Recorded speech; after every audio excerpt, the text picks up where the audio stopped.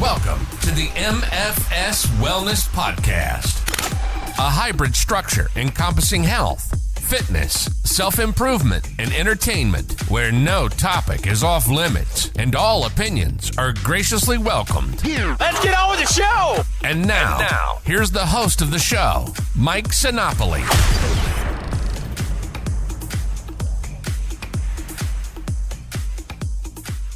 Welcome to the MFS Wellness Podcast. I am Mike Sinopoli, certified nutrition coach, consultant, counselor, call me whatever you would like. On this episode, I am going to list off my top 5 protein sources.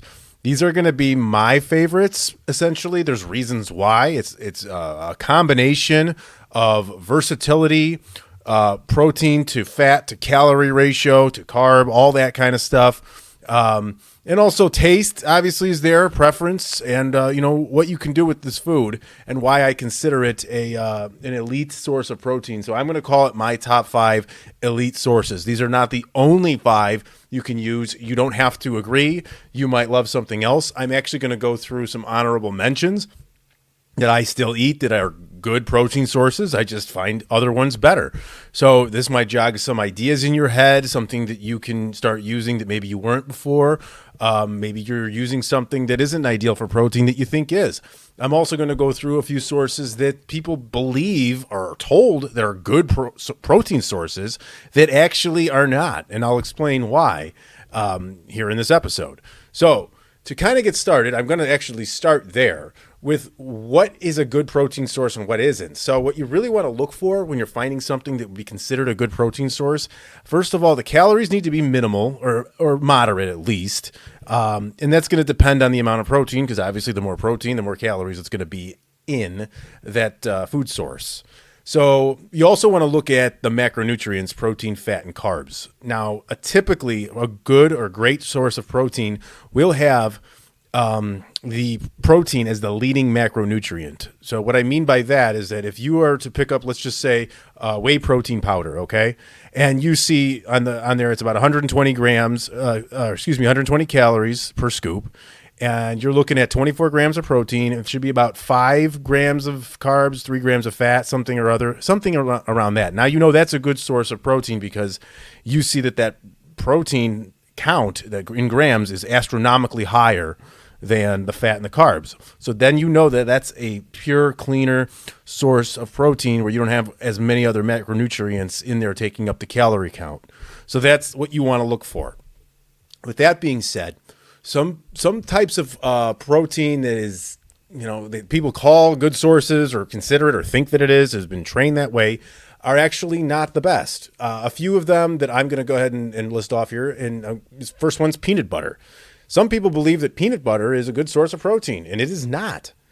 I believe there's about 7 grams of protein in a scoop of peanut butter and a couple tablespoons, something around there. But you're going to put in like about 16 grams of fat along with that. And it's about 190 calories for the serving. So if you think about it, you got a lot of calories to take in 6 to 8 grams of protein, depending on what kind of peanut butter you're using. And then the fat is way higher. So you're going to go higher in calories, higher in fat, with not a lot of protein added into your body by consuming a lot of peanut butter. Unfortunately, that's just the way it is. The same thing goes for nuts. Nuts are advertised as like something in a high protein grab and go type meal. I've seen these at airports, at like Starbucks, and those places where you can kind of like go to the counter and they have the cooler area and you just grab something. I've seen it. It has like cheese, grapes, nuts in it. And it says it's a protein box. And I'm like, no, it isn't. It's just not as shitty as the other crap. That's probably what it really means. So when you think about nuts, 28 grams of nuts is about 160, 180 calories, kind of similar to peanut butter in a way. And doesn't offer a lot of protein. Same thing, 7 grams, depends on the type of nut. But again, eating handfuls of nuts is just going to really just take the calories and the fat and just go sky high with it. Certain protein bars. I'm not going to go brand by brand or specific, but like when somebody will bring me an idea, I want to have this protein bar. This is a good protein bar. And I see it's got 200 calories, 10 grams of protein, but like 29 grams of carbs. I'm like, you know what? That's not a protein bar. That is actually a lot closer to a candy bar than protein anything. Granted, it's probably double the protein of a Snickers or a Kit Kat or something of the sort. But ideally, you want your protein bars to look something along the lines of 20 grams for 200 calories. That'll probably incorporate about, I don't know, maybe 20 grams of carbs as well. That can happen. So they're not bad, but you got to be aware of which ones you're consuming.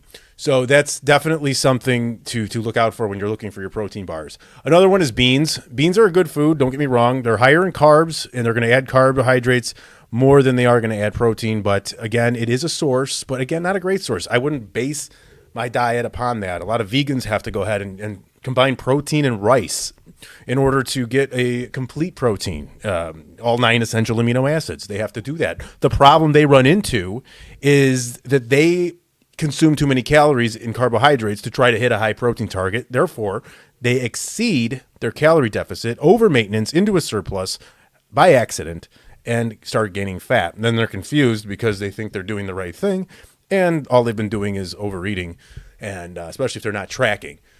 Same goes for that vegan Franken meat stuff. I've seen, Beyond Meat and all these other things. There are a few you can find that look decent. Vega 1 protein's fine.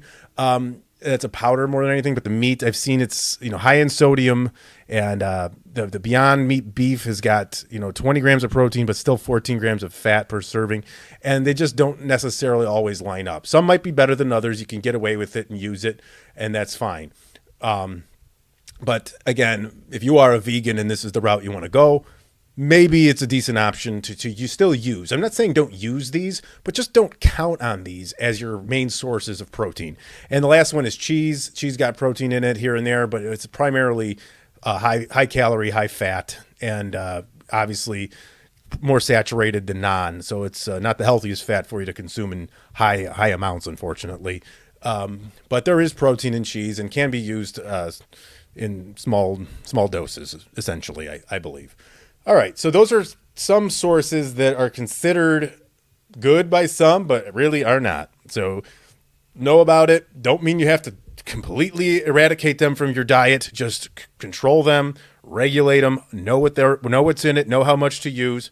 Make sure you're getting your protein sources from another spot, a lot leaner, and I'll be going through those right here. I have what I'm calling honorable mentions because I am going to get to what I consider my top 5, but I don't want. There's a lot of variety, okay? So I don't want people to come at me like, oh, geez, you didn't do this, and this is better than this. This is why. So look, I understand that we can go by the book. We can go objectively, and we can say, okay, well, this is the leanest protein because it has 0 fat, 0 carbs, and all protein. Something like whitefish, which is on here, an honorable mention for me, like a whitefish, a tilapia, a cod of sorts. Great protein sources, don't get me wrong. But for me, I don't want to eat that every day. And sometimes I don't ever really want to eat it. Shrimp is another one. Same thing there. Great source of protein, but if you love it, go for it every day. That's fine. I'm just giving you honorable mentions. All of these that I'm telling you are viable sources to use all the time, and have a great macronutrient profile based on the calories as well. Like a piece of whitefish, I believe it's 4 ounces is 120 calories, and it'll get you somewhere between 25 to 35 grams of protein based on the fish. So definitely don't throw that away. Whey protein powder is good. And like I talked about at the start of the episode, you want to find one that's usually around 24 to 30 grams per scoop, usually between 120 to 150 calories. And then the carbs and fat are minimal, 5 grams, 6 gram, 3 gram, give or take, whatever that is. That's usually a solid protein powder to go ahead and use. But yeah, use that every day if you want. Salmon is great. It's a little higher in fat, but I think it's a very healthy form of fat. It's the fish I could eat all the time if I had to pick one. The fat in there does give it more flavor than other plain boiled cod and other crap that I had just mentioned before. So salmon is good to go. Just make sure you're regulated on your fat versus your protein throughout the day. And I think salmon is fantastic. Liquid egg whites are ideal. They're like straight protein. They do taste like shit at times, and that's what it is. But sometimes you could add things to it to make it less crappy, as far as like some hot sauce or whatever other flavoring you think you want to use on there that you like with eggs, ketchup, something like that. But it is a great source. Liquid egg whites, fantastic. That brings me to eggs. Again, eggs are another great source, like salmon. Eggs have fat, especially if you're consuming the yolk. A lot of nutrients in there, though. Not something you have to worry about when it comes to cholesterol. There are two types of cholesterol, HDL and LDL. HDL is the good cholesterol. So when you have the good cholesterol going with eggs, and you're trying to avoid them because your doctor told you just to avoid straight up cholesterol. That's the LDL that they're talking about. That's the stuff that, as far as we know, is stuff that raises your blood pressure, works, hardens arteries, promotes the heart disease and things like that. In excess. Again, that's in excess if you're consuming that way. But eggs, I know they might be expensive still now. I believe they're coming down in price a bit, but they are good to go. They are a great food. I would incorporate them daily if you'd like. Like I said before, just make sure that your fat and protein and your calories are in check by the end of the day. That's all that matters. Ground turkey, 93.7 or 99.1. 99.1 ground turkey is very, very lean. It's a very good protein source. However, it doesn't taste as good as 93.7 because there's more fat. Fat equals more taste. It just does, primarily. So you can go either way. Like I've been saying before, just make sure that you're eating what you like and that you're hitting your daily targets. That's what matters. That is the end of the day right there. Hit your targets. So 99.1, going to be a little drier, maybe not as tasty, and you're going to have 93.7 that's going to be a little bit better. It might be something that you can use more regularly. Protein bars, they're fine. Like I said, I mentioned them before that certain ones might not be, but if you can find a good one that's around 20 to 22 grams of protein, 200 calories, moderate carbs, you're probably going to have a higher carb count in there, maybe somewhere between 16 to 20, and that's okay as long as, like I said, and I'll keep saying, hit your goals by the end of the day, your protein target, your calories, all of that fun stuff. Lastly, beef jerky is a good one to do as like a grab and go type thing if you're hungry. A bag of beef jerky, if it's 3-ounce bag, should be about 40 grams of protein. It is high in sodium. If you believe sodium causes hypertension and you have an issue with that, you might want to be aware. But basically, it's straight protein, essentially. Very lean and very convenient. So it's not my favorite because it's not a very versatile food. You can basically just eat it on its own. You're not really going to make too many recipes with it, in my opinion, but it's a viable option, particularly if you are stopping off at some gas station somewhere. You grab that and protein shake, man, right there you got about 70 grams of protein, and that's over 50% of a woman's day and probably around 30 to 40% of a man's day based on your goal. So don't neglect the beef jerky. Not a bad idea. Okay, so that leaves me to my top five. My top five protein sources that I use that I think are just essential and versatile. They taste good. There's good reasons to be consuming them. And I'm going to go ahead and start off with number 5, which is 2% Fage plain Greek yogurt. Now, you can probably do other brands, but I believe Fage tastes most like sour cream. It's a sour cream replacement, in my opinion. It is a cream-based replacement for me. The reason why I would do something like this is because if you look at the nutrition facts on this 2% Fage, the plain Greek yogurt, you got 120 calories for 170 grams, which is about 3/4 of a cup. And that's going to give you 17 grams of protein in there, only 3.5 grams of fat, and 5 grams of carbs. So right there you can see that the protein is sky high over the other two macronutrients, the fat and the carbs, and the calories are perfectly where they need to be. Now, to compare this with regular sour cream, you're going to get close to, a serving there is only 28 grams. We're talking 170 here. So I believe that the fat per that is double. So you're going to get a lot more fat, a lot more calories, and a lot less protein using sour cream as opposed to 2% Greek yogurt. You could try another brand. You can use 0%. You can try 5%. They're all viable. They just change a little bit, and just find the one that tastes right. You might need to adjust your taste buds a little bit for this. I, at first, was kind of weird with it. I didn't have yogurt on my tacos, but yeah, that's what I do, and it's great. If you make bowls, it holds food together. It's really a versatile type of thing. You can just make like a cream-based almost sauce with it. I mix it up with some hot sauce or salsa in a burrito bowl, and it's just like a creamy, spicy addition to something that I already really like. So I would not sleep on Greek yogurt, 2% Fage brand, plain. Of course, I will mention as another honorable mention that if you do have flavored Greek yogurt on its own, that's another really good source of protein as well, I believe. It's an honorable mention. A cup of like Oikos or Dannon is between 80 to 100 calories, somewhere between 12 to 15 grams of protein for that small little amount. I throw a few nuts in there, and it's not a bad snack to have as opposed to certain other things. So that leads me to number 4, which is skinless chicken thighs. Now, I like chicken thighs a whole ton. I think they taste better than chicken breasts. I remove the skin or buy them already with the skin off because the skin will add a lot of extra fat to it. This should be around 3.5. If we were doing 3.5 ounces, we'll call it. This should be about 26 grams of protein for you and 11 grams of fat. So the fat is a little higher than normal, but they do taste very good. I believe they are less versatile, however, than chicken breast. I believe that they have more of a gamey taste. They taste more. There's a specific taste to them that won't go in every single type of meal. An example would be like a chicken enchilada burrito bowl or something like that. I don't think chicken thigh tastes very good in that, but chicken breast can work. It's a little less. There's less taste to it, so it can kind of take the flavor of what you're putting in a little easier than the stronger flavor of the skinless chicken thighs. But I would not say, oh, well, just because breasts are leaner, skinless breasts are leaner, and skinless thighs have more fat. If you're going to eat chicken thighs, but you won't touch the breasts, if that's just your taste preference, don't think you can't eat chicken thighs. You want to, like I say, and I'll probably say it 55 more times in this episode, you just want to make sure that you're hitting your daily targets. Bottom line, that's it. So chicken thighs, 100% good to go. Okay, and then that'll bring me to number 3, which is lean steak or maybe a top sirloin. Good stuff. I'm not afraid to eat red meat. I'm not buying it.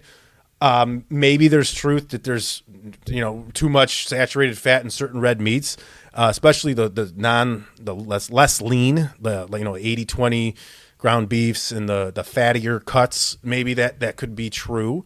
I still believe that those are okay in moderation, and in excess, anything can be bad for you, I believe. So I believe there's truth to it, but not as much to where you have to just say, don't touch it. Just avoid it at all costs. I think we're too all or none with things. We'll hear a scary story about eating too much beef and it's carcinogenic or some crap. Fuck that. It's not. Think about this. What humans have been eating since their existence. They've been eating animal flesh. We've been eating it. And now you're going to tell me that this stuff is carcinogenic and killing off people? No, I don't think so. Processed foods, maybe. The shit made with a ton of sugar and a bunch of chemicals in labs. I mean, that might be what's doing it. But, they want to demonize red meat now and make everybody a fucking vegan. Bullshit. Top sirloin. Excellent source. Lots of vitamins. Lots of nutrients throughout. It's got a very, very good amount of protein in it. 3.5 ounces is about 29 grams, 30 grams of protein. This is a cooked amount, by the way, that I'm using. 6 to 10 grams of fat, depending on the cut. It's all a range type of thing. 175 calories for that. I eat that for right now. My current breakfast is fantastic. It's about 4 ounces of lean steak with this hot sauce I like, whole grain English muffin with butter and 1 egg. And it's a great way to eat, in my opinion. I truly enjoy it, actually. So top sirloin and any type of steak. It's one of my go-tos as well. If I'm going out to a nice dinner, nothing beats a good steak, And even if the fat is a little higher at that time, it's a good option to have. It usually comes in a nice balance at a restaurant with a potato, vegetables, and it's just a solid meal, a solid balance. Even if it's a little overdone at the restaurants, as long as you're not doing it all the time, all good to go. So high up there, top sirloin, you can do a lot with it. You can make tacos. You could just eat it plain. You could have it for breakfast, make it in an omelet with eggs. It's just so much versatility with top sirloin and lean steak that it just needs to be there if you enjoy it. So I would not neglect that. That is for sure. And don't be afraid of it. Please, don't let the vegans scare you. Don't let them scare you. They will try. But do not fall for it. Your meat is good. That sounded gay, but whatever. That's fine, and nothing wrong with it. So anyways, Number 2, skinless chicken breast. This is my number 2, but to me, skinless chicken breast is the ultimate protein. It really is. To me, it's the most versatile. It is the leanest that you can go with. It's literally 3.5 ounces is about 31 grams of protein with only 4 grams of fat, if that, and 160 calories. Now that's pretty solid there. And you can do a lot with it. You can put it in pasta. You can make an Asian themed dish with it. You can go tacos with it. You can, whatever. It doesn't matter. You can just skinless chicken breast is a great thing to have in there. Throw one in a day. I'm starting that now. I used to kind of always stick to the 3 to 5 ounce servings of protein, but I said, you know what? I used to believe in the protein assimilation myth, where your body can only kind of assimilate, I don't know, whatever they tell you, 30 to 40 grams at a time. I'm kind of leaning towards believing that that's just a bit of a made up sort of myth by the supplement companies, because that's what the protein powder amount comes out to. So in that case, I get it, but I'm going to up it, and I'm going to start eating a whole breast, which is closer to maybe 8 ounces in a serving, in a salad or something like that. And you know what? That's going to free up a lot more space for me later in the day, to where I don't have to have so much protein in the next meal. I can eat a big bowl of pasta with whatever else I want in it, as long as I've hit my protein target and I have the carbohydrates left over. So I'm going to try doing that. So yeah, chicken breast, should be a staple, in my opinion. If you want to build muscle, if you want to lose fat, any goal you have, I believe that a chicken breast a day is what you want to do. They always say apple a day keeps the doctor away. I say it's a chicken breast. Fuck it. Let that be it. Apples are fine too. There's no protein in those, however. So that will bring me to my my personal number one protein source. And it is 96.4 extra lean ground beef. Now, I love this stuff because what I can do with this ground beef, it cooks quick. It's easy. It's an easy prep. You literally just toss it on the stove. You can buy a few cartons of it or whatever and throw it on the stove, Tupperware that shit, put it in the fridge. And now what I can do with that is I dump that into my pasta with sauce and Parmesan. I can make a burrito bowl with that. That to me is the best tasting. I do, what else do I do with it? All kinds of, a burger bowl. I make a cheeseburger bowl. I'll literally take all the ingredients of a burger and I'll explode it into a bowl. What that'll do is up the protein, the volume, and I can literally have that every day and just regulate it and just have that in there. And I go 96.4 because I believe it still tastes pretty damn good. Unlike the 99.1 ground turkey I mentioned earlier, that can be very dry and very just kind of off-putting at times. This stuff seems to hold up for me. It may not for you. If you're used to the 80-20 ground beef, which is a lot heavier in fat, if you're used to that, this might be a bit of a change and a bit of a struggle for you at first, possibly. So I would try to acquire a taste for this 96.4. It is a little more expensive, much like anything that's leaner.